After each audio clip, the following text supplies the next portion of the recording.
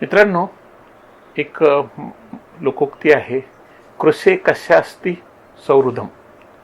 दुबळ्याशी दोस्ती कोण करणार. सुभाषित असं आहे की वनानि दहतो वह्निः सखा भवती मारुतः सएव दीपनाशाय कृषे कशास्ती सौहृदम. म्हणजे वारा, मारुतः म्हणजे कोण, वारा. वारा हा जंगलाला जाळणाऱ्या अग्नीशी मैत्री करतो, पण छोट्याशा दीपकाला मात्र विझवून टाकतो. याचाच अर्थ दुबळ्या माणसाशी दोस्ती कोण करणार. मित्रांनो, या सुभाषिताचा एक व्यापक अर्थ लक्षात घ्या. तुम्ही दुबळे राहिलात तर तुमच्याशी कुणी मैत्री करणार नाही. तुम्ही सामर्थ्यवान झालं पाहिजे, तुम्ही ताकदवान झालं पाहिजे.